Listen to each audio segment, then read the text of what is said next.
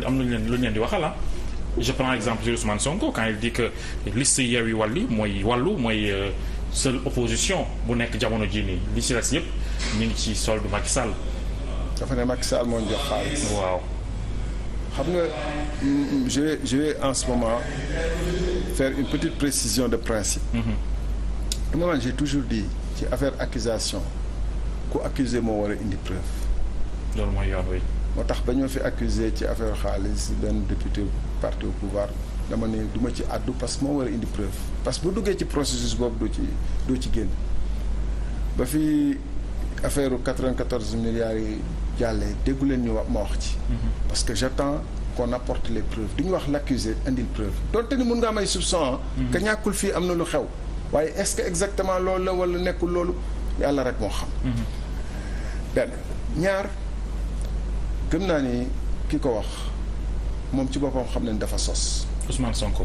dafa sos te xam nañ dafa sos le plus grave dafa xam nañ dafa sos mënul indi le moindre début d'ombre de xawma lan de preuve ci li muy wax xam nañ ne du dëgg.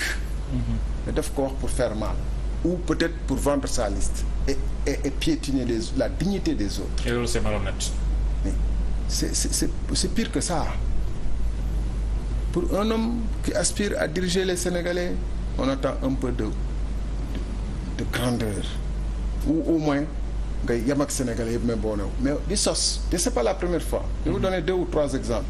Dire que ça dans l'ordre gis nañ ko fii ak benn bëgguma woon tudd turu responsable boobu. Mais pour nit ñi comprendre faaw moo tudd Ahmed Khalifa qu'est-ce qu'il n'a pas dit sur lui. taxaw meeting ba wax niñ ko def Libye. ba tudd ay yu doy waar. C'est vrai ci moom mais ba mu soxloo Ahmed Khalifa Niass dafa dem toog ci wetam Ahmed Khalifa Niass wax ko ni li nga doon wax ay sos kese la ba tey yeeyul yàbbiwul donc ça veut dire que li mu doon wax sos la. am déet muy benn te jàpp naa ni loolu rek pour ñuy ànd ak moom loolu rek waroon na day. waroon na leen yee du ma ñëwaat nag ci affaire yeneen yu gën a détail comme mais nee nga ñaar nga ciy joxe nga benn d'abord. naa jox yeneen. mais dama ne du ma ñëwaat ci yu gën a détail yu mel ni ay yi ñu fexoon ak Cheikh Issa Sall ba nga xam ne ñëpp xam nañu. que effectivement foofu tamit dafa sos. comment ça. mais Cheikh Issa Sall fi muy waxee rendez-vous. ak Mansour Faye. ñëpp xam nañu dafay sos mais bi gën a graaw yow kooku parenthèse la mooy. xam nga bind téere les boo bindee c'est écrit ça demeure pour l'histoire et la postérité. C'est vrai. Page 138 de son livre Chronique d'une spoliation et suivante dafa wax Atepa moom moo fi indi Franck Timis daf ko bélier nekk bélier wu Franck Timis maanaam bélier ci tubaab maanaam mooy yooyu ñuy jël pour doon attaquer benn forteresse boo xam ne ubbil ko yoon yoonu ban yoonu kan yoonu Ablaye Wade parce que boobu Atepa moo doon conseiller spécial du président Ablaye Wade pour que kooku am contrat pétrolier ba Ablaye Wade ñàkkee nguur bi président Ablaye Wade te contrat bi sottigul ndax desoon na ay décret mu ne Atepa moom moo jëlaat ci jàpp ci loxo Timis yóbbu ko ci Aliou Sall ba mbir mi sotti wax ci lu ne ba Atepa di ko tontu ñuy tontante ci télé ak rajo yi mais ba mu soxla Atepa ci campagne électorale 2019 soxla alalu Atepa dafa dem jëli alalu Atepa jël siège am jël ay moyens am tagg ko fi won naa su lu mu wàcc woon mu loo bëgg a wax Ousmane Sonko est sans scrupule. j'ai pas terminé je peux la liste est longue hein. veut dire que taxaw di joxe ay di ne da ngay piétiner la dignité de gars comme Juge Diagne que je connais particulièrement xam ne il a démissionné par principe.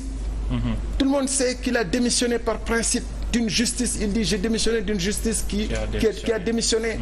Et ba muy démissionné il n'avait pas des gens qui le soutiennent qui le financent en dessous. Il vit chichement.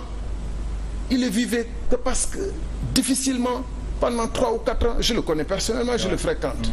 Mais vouloir celui-là, l'acte qu'il a posé, qui est un acte fondateur, qui dit que moi je n'ai que ma dignité, nga bëgg ko piétiner ne Macky Sall daf ko jënd. Mais c'est malheureux. Un être humain sérieux ne peut pas faire ça. ne doit pas faire ça. Et puis xam nga man. c'est pas son cas moi c'est pas son cas qui m'intéresse. Mais il a aussi parlé de vous. De nous par rapport au contrat pétrolier signature. Il sait très bien que ce qu'elle a dit est une pure invention de sa femme. J'ai pas signé de contrat pétrolier, il se trouve. Ma démission intervient sur le fait que j'ai refusé de signer des contrats. J'ai refusé de signer la transaction vis-à-vis de Tunis et j'ai refusé de signer le contrat de BP Total. Donc c'est clair, il est venu même lui-même témoigner de ça ci lors de la cérémonie de dédicace de mon livre en disant que bu fekkoon ni gouvernement bi am nañ ma tarafatul ay ni heure bi yaa ngi prison. heure bi maa ngi prison. Qu'est-ce qui le pousse à revenir sur tout ça? Qu'est-ce qui le pousse à revenir sur tout ce qu'il a dit? loolu yëpp ban jàngat nga ci am. Mais monsieur n'a pas de principe, c'est une girouette. Monsieur n'a de principe que ses intérêts. C'est pas lui qui m'intéresse nag. Ce qui m'intéresse, c'est les intellectuels qui sont derrière lui. c'est les malgré li ngay wax ni ci moom am na ñoo xam ne dañ ko gëm topp ko jàpp ne moom moo mën a soppi Sénégal. non gëmuñu ni dafa mën a soppi Sénégal am nañ ci ñu bëri ils y sont par intérêt. Ils ont déjà beaucoup investi dans Pastef ou dans Yewwi ou dans truc. ñi ko wër ñu bëri gëmuñu projet bi. non xam nañu ni que mais attendez ko li ma wax nii ñoo ma gën a xam. dans l'ombre ils discutent. Combien de fois ils ont dû se torturer les méninges pour sortir des explications auxquelles ils ne croient pas de ces derniers mois man nag du ma doon àddu ci loolu bu fekkante ni waxul li mu wax ci man. moom xam na dans quelles conditions en 2019 hein j'ai refusé de le soutenir aux élections après lui avoir donné la parole. mosoo maa jox lan la exactement. te recevoir naa la ñaar yoon laaj la ci. mais à chaque fois bëggoo ci parce que très simplement justement j'ai commencé à douter du caractère constant sur les principes. Parce que temps yooyu justement il était avec Atepa. Ouais. Moi j'ai aucun problème avec Atepa mais boo waxee ni Atepa moo fi indi Timis ba pare jël moyen Atepa mais Atepa bu ñu soupçonné Aliou Sall que jël na xaalisu Atepa xaalisu Timis pourquoi on s'arrêterait qu'à Aliou Sall dites-moi. Pourquoi on s'arrêterait qu'à Aliou Sall mais boo jëlee moyen wu Atepa man war nga mën a kenn may keneen jël moyen wu Aliou Sall c'est que je lui ai dit. Je lui ai dit benn ñaar sur l'histoire de la déclaration de patrimoine là quand j'ai regardé moi je crois pas à ce que dit Madiambal de manière générale. Mais quand il a donné les faits factuels je sais que cette déclaration de patrimoine est factice et fausse est faite pour bluffer les Sénégalais. Comment ça? Alors demal nga lire Madiambal quoi on n'a pas le temps de développer ça mais quand monsieur faisait sa déclaration de patrimoine il avait des maisons ailleurs donc bu ñu fi nekk di naan dañuy gëmloo Sénégalais yi. Ousmane Sonko nee na benn kër la am si kër góor gi la nekk. ça c'est lui qui le dit. Vous dites qu'il avait des maisons ailleurs. Je n'y crois pas de toute façon. non mu yem foofu il a des maisons ailleurs. Je dis va lire ce qui a été écrit dessus. Maintenant on va dire que oui Madiambal c'est Madiambal d'ailleurs déclaration grave à propos de Madiambal. Déclaration koo xam ne un Africain ne peut pas dire ça que waa ji dafa fen ba ñuul. ñun on est noir. C'est vrai. Notre noirceur là on la doit pas au péché ou à une malédiction quelconque. dafa juumoon rek. non mais c'est là dans la nature de la personne d'aller chercher les déclarations les plus choquantes les plus blessantes parce que la personne croit qu'elle est parvenue à un niveau boo xam ne. C'est Dieu sur terre. Avant ñuy bàyyi Ousmane Sonko juste une dernière question. Je termine sur une chose. Oui, allez-y. Je termine sur une chose qui est importante à ce propos. xam nga deal ak Macky Sall ku ko gënoon rôle moo ko xam ne xam nga le président Embalo. voilà jëmoon ak yow. dama la seen rencontre bi ñoom ñaar.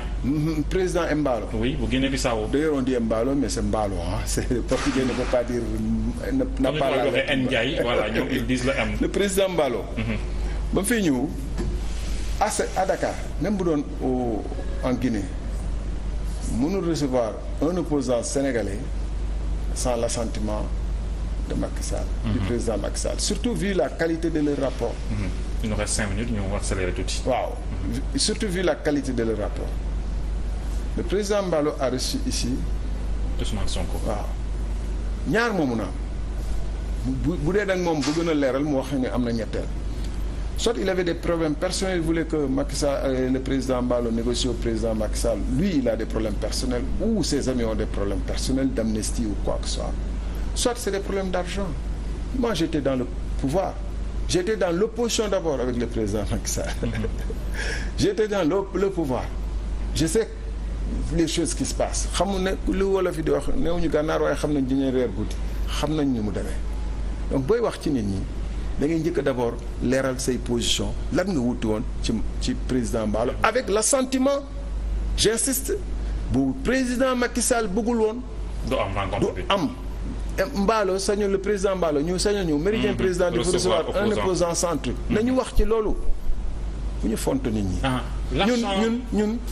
ñun on a fait une campagne électorale boo xam ne on l'a fondée sur contrat de législature di débattre ak sénégalais yi di dem à l'intérieur des sénégalais jéemuñu wax ci kenn dañu wax voilà notre programme la liste Benno il faut pas voter avec voter l'opposition de préférence voter Aar Sénégal on n'a pas cherché à aller di diingat ñenn ñi wala di attaquer ñenn mais ku ñu attaquer ci période bii nii bëgg gëmloo une partie de l'opinion qui croit de manière spontanée lu ñu leen di wax que ñun dañu deal ak Macky Sall yàgg nañu wax jooju mais il faut ñu wax leen ni qu'ils arrêtent d'abord du point de vue de principe bu dul politique sax bu dul politique laa wax du tax ñu deal ak Macky Sall là ñun duñu deal le PDS le régime libéral qui a été sanctionné en 2012 tey jii nii PDS boobu ak wàllu ñoom ñoo ànd ak Ousmane Sonko dans le cadre de l'intercoalition Yewwi Wàllu fi ma bëgg a jëm mooy tey jii nii yéen au niveau de Sénégal jàpp ngeen ne ñi ngeen àndal ñëpp ay nitu principe lañu ba tax na bëggu leen dërëm bu lewul xëy na dugg ci seen campagne tey ji si intercoalition bi seen ànd boobu noonu bu fekkee ne régime libéral a été sanctionné am ñu ci am ay moyens ba tey ñu koy campagne tey jii nii ànd ci ak Yewwi Askan Wi ndax jàpp nga ne c'est une campagne boo xam ne am na un peu mën nañu ci am ay soupçons ci origine financement xaalis bi nga xam ne mi ngi ciy dugg. mais bien évidemment que boo demee Mbàkke bi nga xam ne wàllu moom moo nekk tête de file liste moo fa porter liste Yewwi mais financement bi nar a élire éventuellement des députés de Yewwi Wàllu éventuellement on le souhaite pas mais hypothèse bu amoon mais war nañu xool expliquer xaalis boobu ñoom ñi ne woon gars yi ñoom ñoo saax-saaxi réew mi ba ñu leen war a fusiller naka la ñu nangoo xaalis boobu toog fi ne du ma nangu sax coup de filu gars yi léegi ngay nangu seen di ànd ak ñoom campagne yi jël seen xaalis attends ba pare taxaw di attaquer ay sénégalais yoo xam ne xamu leen dara d'ailleurs nous on tire le diable pour xoolal suñu affiche panneau publicitaire yi nekk kii fan yi lañ ko affiché depuis 2 mois on négocie on avait fait réservation non nañ leen avance 3 millions non nañ leen avance 2 millions non nañ leen avance kii ci noonu la suñu panneau yi nar a kii campagne bi nar na jeex panneau yi sottigul li may wax mun naa la jox après le nom de la société qui a pignon sur rue nga vérifier ñoom it bu ñu soxlaa mun naa leen jox le nom de la société ñu vérifier ndax noonu la demee am déet mais bu ñu yoroon xaalis président Macky Sall wala président Mballo wala président kii ñun tàgguñu benn président bitim réew ci bugguñu seeti benn putschiste nag di ko défendre wala di ko nuyu ji wala di ko sargal defuñu dara fii la ñu am Sénégal gëm lu ñu gëm